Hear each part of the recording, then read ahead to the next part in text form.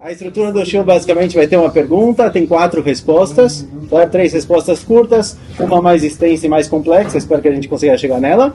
Essa é a estrutura, quem quiser sair no meio entre a primeira e a segunda, aconselho não sair antes da primeira resposta, pelo menos, mas entre a primeira e a segunda, a terceira e quarta, tudo bem. Agora, um mês atrás, o Ravushi falou, escolhe um tema para eu preparar o flyer aí, para a gente fazer o shiur. E aí você fica na dúvida, tem 5 shiurim sobre Pesach, quem que você vai escolher? Eu falei, deixa eu pegar a parte mais estranha da Haggadah, depois a gente resolve.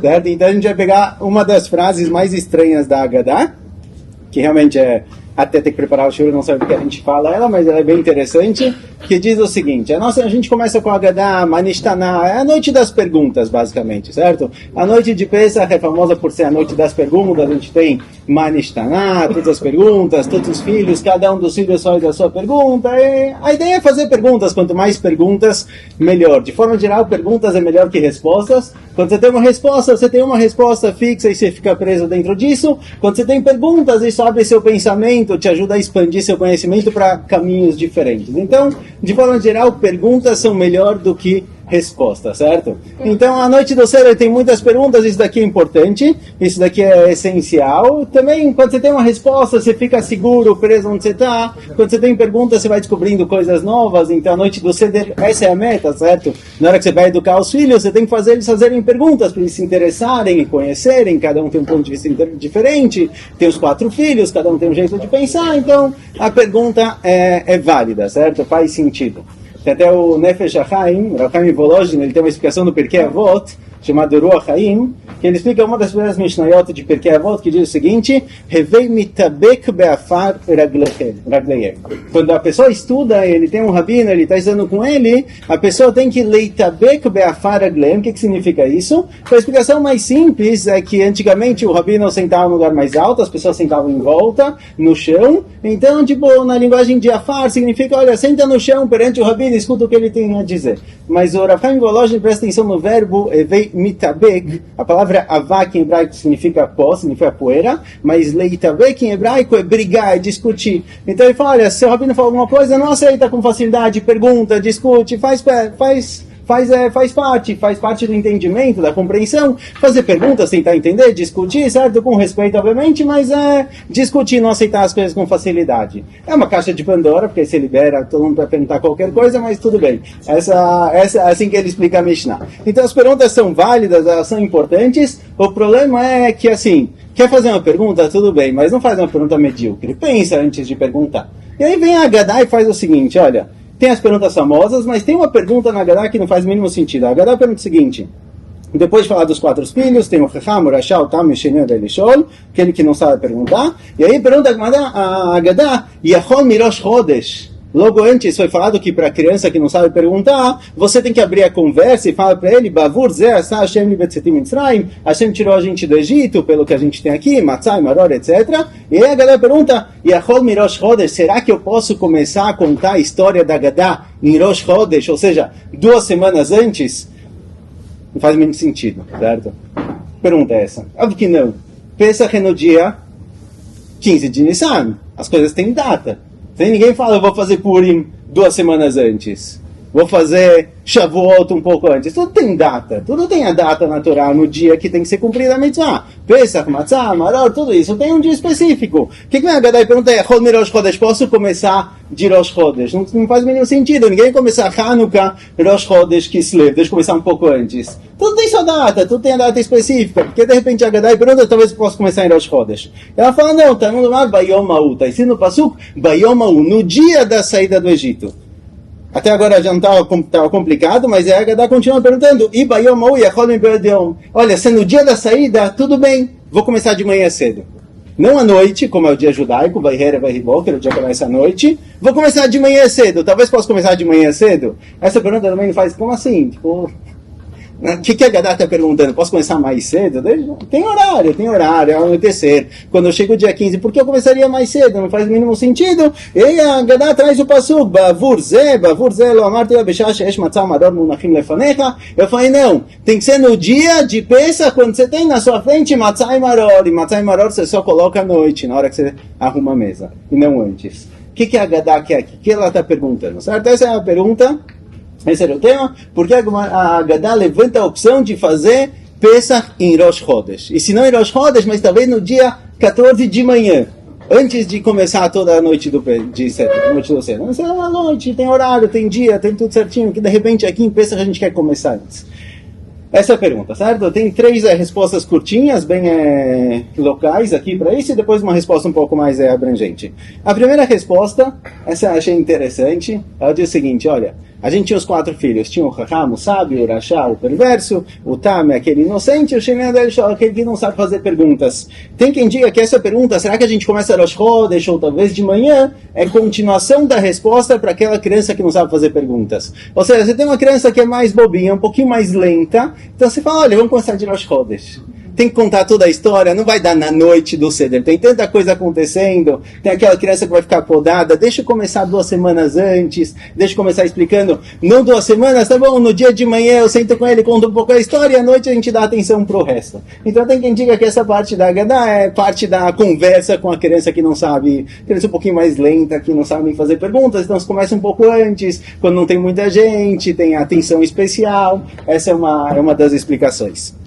Outra explicação é do Shibolei Aleket, um dos Rishonim. Ele fala o seguinte, olha, com relação à noite do Seder, é verdade que a noite do Seder foi definida no dia 15 de Nissan, quando o povo judeu saiu do Egito.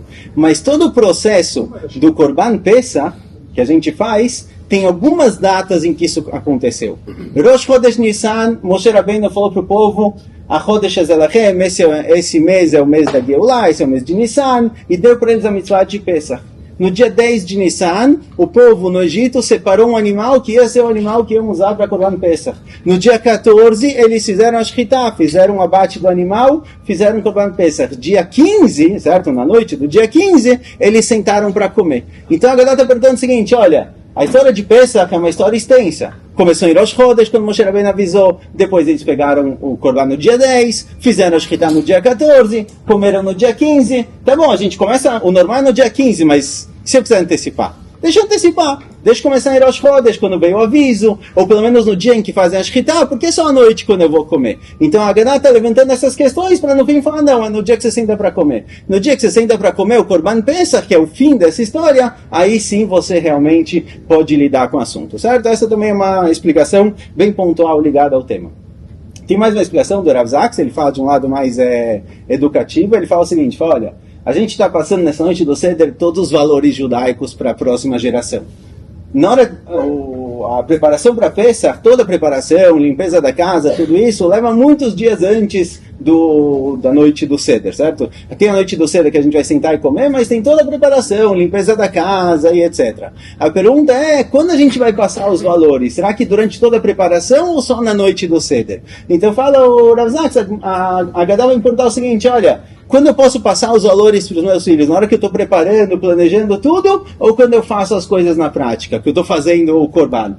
Então, na hora de passar os filhos, é para a hora que você está realmente lá fazendo, não quando você está planejando. Quando você está planejando, preparando, arrumando as coisas, não é o momento de fazer isso. A Agadá se pergunta, será que eu posso comer antes? Ela responde, não. Na hora que você estiver lá sentado, focado, prestando atenção, aí você passa os valores, não na hora que você está disperso, pensando em mil coisas. Certo? Essas são 3 respostas bem pontuais com relação a essa partezinha da Agadá. Por que a gente começa a pergunta da Agadá, então, por que a gente não começa de Rosh Chodesh? Porque eu não posso começar antes. E a resposta que sai do Pasuk é que tem que ser na noite do Seder, na noite que a gente está sentado comendo. Essas são 3 explicações.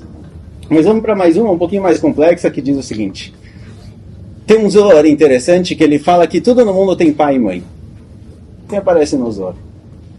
Tudo no mundo, não todos no mundo, certo? Obviamente todos no mundo têm pai e mãe, todo mundo vem de algum lugar, mas o Zohar fala que tudo no mundo tem pai e mãe.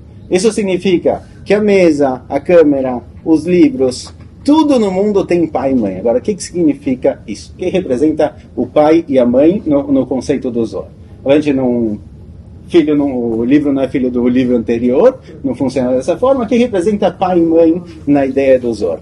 Então, existe um conceito que diz o seguinte, existe uma grande dualidade no mundo. O mundo sempre tem 2 partes, ele tem sempre 2 lados. O lado que pensa, que planeja, e o lado que coloca aquilo na prática. Tem a teoria e tem a prática, certo? Tem a ideia e tem as coisas físicas que foram consequência dessa ideia original que surgiu, certo? É como se fosse parece um lugar do Zohar que o pensamento grego é muito próximo do pensamento judaico. Então a ideia é que tem um mundo de ideias, um mundo teórico e abstrato, e existe um mundo físico, ela é muito parecida com o judaísmo. O Zohar fala, olha, existe toda a teoria, existe a dualidade de que tem toda a teoria, o pensamento, etc. E tem a prática, quando as coisas viram alguma coisa, quando as coisas se tornam algo real no mundo físico. Tem sempre esses dois lados, em tudo no mundo. O Zohar chama isso de pai e mãe, passando a seguinte ideia: de acordo com o pensamento judaico, o homem e a mulher, eles têm funções diferentes. Homem e mulher aqui não no sentido biológico, homens e mulheres, mas no sentido geral da criação do mundo. Existe o lado masculino do mundo e o lado feminino, certo? Masculino e feminino, de novo, não é homens e mulheres, porque o povo judeu, com relação a Kadosh Baruch Hu, é chamado lado feminino do mundo perante a Kadosh Baruch Hu, que é o lado masculino. Lado masculino e lado feminino do mundo significam o seguinte: o lado masculino é aquele que tem as ideias, aquele que planeja, aquele que traz conceitos para o mundo, e o lado feminino é aquele que transforma aquilo em algo prático, em algo real. Certo? De novo, não vamos ficar presos no lado biológico, não significa que só os homens pensam e só as mulheres fazem, não significa isso, mas de forma geral, quando a gente encontra o conceito de que o lado masculino do mundo é o lado que tem as ideias, tem o planejamento, e o lado feminino é aquilo que transforma alguma coisa na prática, certo? Então, se a gente pegar a Torá, por exemplo, a gente tem Torá Shebichtav e Torá Shebe'al-Peh, a Torá escrita e a Torá oral. A Torá escrita é considerada o lado masculino do mundo, porque ela veio de cima para baixo, a Kadosh Baruch Hu falou o que ele tinha para falar, e nem sempre é muito prático, às vezes são coisas teóricas, as mitzvot não são muito claras na Torá escrita. Vem a Torá oral e transforma aquilo em algo prático, em halachot, o que sim, o que não. Por isso a Torá escrita é chamado o lado masculino e a Torá oral é chamado o lado feminino, certo? Se a gente pensar na concepção da criação de uma criança, o lado masculino ele contribui com bilhões de opções, certo? Bilhões de oportunidades, e o lado feminino transforma esses bilhões de oportunidades em uma criança, certo? No lado biológico da coisa. O lado bom do masculino é que ele tem bilhões de ideias. O lado ruim é que ele não consegue fazer nada com isso. O lado feminino, o lado bom do lado feminino é que ele consegue fazer alguma coisa, criar alguma coisa. O lado negativo é que é só uma coisa. Às vezes tem gêmeos, mas é só uma coisa, certo? Esses dois conceitos, não é homens e mulheres, não estão entrando nesse assunto, mas essa ideia de que existe essa dualidade, de que tem o conceito de criador de ideias, de pensamentos, e aquilo que transforma aquilo na prática. A gente tem um conceito chamado Torá e Mitzvot. Parece no Pasuk, Kiner Mitzvah ve Torá Or. A Torá, o Pasuk, divide o mundo judaico entre Torá e Mitzvot. O que é Torá e Mitzvot? Torá são todas as teorias, todos os valores judaicos, todo o pensamento judaico. Mitzvah é a transformação desses valores em coisas práticas. Então, quando está escrito no Pasuk, por exemplo, Kiner Mitzvah ve Torá Or, a ner, a vela, a ner antigamente era aquela vela de barro onde se colocava o óleo, certo? A ner, ela é a mitzvah, e a Torá é a luz, a Torá é a luz que se encontra aqui. Então a Torá é a parte abstrata, a luz, e a ner, a mitzvah, é a parte física que faz com que aquela luz possa existir. Se não tivesse o lado físico, então a luz não teria onde aparecer, ela sumiria, ela apagaria. Quando acaba o óleo, acaba a luz. Ner, mitzvah, Torá significa, olha, você tem a Torá, mas a Torá ela é abstrata, ela não é nada palpável, não é nada que dá para apontar e falar isso daqui é um valor, isso daqui é uma Torá. Ele é geralmente algo que é difícil de definir, algo que não dá para ser palpável. A mitzvah é o que transforma todos esses valores em algo físico, certo? Por isso a Torá é chamada o lado masculino, a criação, a ideia, os pensamentos, os valores, e as mitzvot é o lado feminino que transforma esses valores em algo real, em algo prático. A Gemara chega a falar que alguém que ele tem toda a Torá, mas ele não faz nada, nada do que ele tem vale. A pessoa pode saber a Torá inteira, mas se ele não pratica isso, então ele ficou só na parte teórica, só na parte masculina do mundo, ele não transformou isso em nada, não valeu nada. Para quê?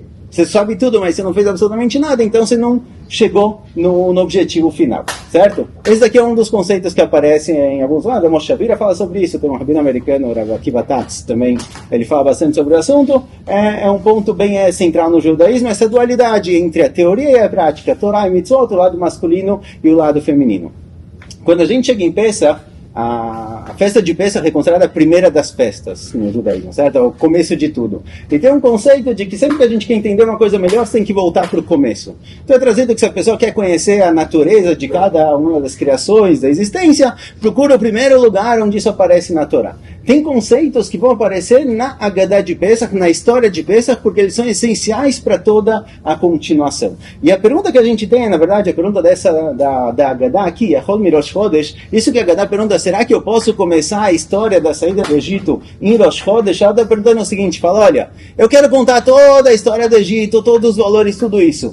Posso começar quando eu quiser? Posso decidir, olha, quando eu quiser eu vou contar a história, eu vou passar para frente, preciso contar os milagres, eu vou contar, vou fazer tudo exatamente como tem que ser feito. Tá bom, não pode ser de Rosh Chodesh, talvez naquele dia de manhã, um pouco mais cedo. Vem a Haggadah e fala, não, antes de você começar toda a história, que vai começar agora a segunda parte da Haggadah, que o povo judeu era idólatra, e depois ele se tornou um povo monoteísta, mitchilav de Avodah Voteinu. Antes de tudo isso, saiba que tudo isso só pode acontecer e tudo isso só vai ter valor se você fizer tudo isso quando você tem matzah e maror na sua frente.